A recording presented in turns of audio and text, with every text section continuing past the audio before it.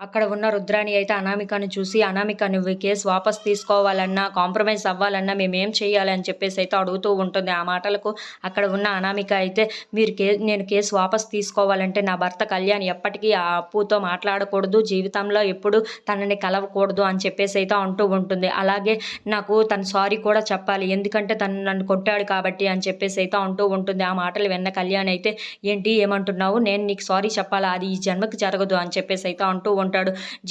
జీవితాంతం ఆ జైల్లోనైనా ఉంటాను, కానీ నీకు సారీ చెప్పడం అయితే నాకు కుదరదు" అని చెప్పేసి అయితే అంటూ ఉంటాడు.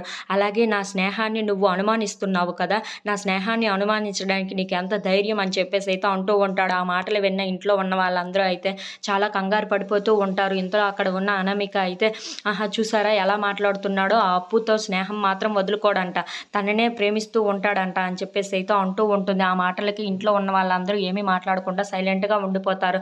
ఇంతలో అక్కడ ఉన్న అనామిక అయితే, "రాజుబాబు గారు చేసినట్లే ఈ కళ్యాణ్ చేయడన్న మాకు గ్యారంటీ ఏంటి? ఇప్పుడు రాజుబాబు గారు చేశారు, తర్వాత కళ్యాణ్ చేస్తాడు, కావ్య పరిస్థితే నాకు వస్తే ఏంటి నా పరిస్థితి" అని చెప్పేసి అయితే అంటూ ఉంటారు. ఆ మాటలు వినగానే అక్కడ ఉన్న రాజు, కావ్యాలు అయితే ఒక్కసారిగా షాక్ అయిపోయి అనామికను చూస్తూ ఉండిపోతారు. "అందుకే ఈ కేసు పెట్టాను, ఈ కేసులోకి దూరితేనే కదా తెలుస్తుంది కళ్యాణ్‌కి, ఈ జైలుకి వెళ్తేనే నా విలువ ఏంటో తెలుస్తుంది" అని చెప్పేసి అయితే అంటూ ఉంటుంది. ఆ మాటలు విన్న కళ్యాణ్ అయితే, "నేను జైల్లోనైనా ఉంటాను, కానీ నీతో మాత్రం కలిసి ఉండను" అని చెప్పేసి అయితే అంటూ ఉంటాడు. If you like this video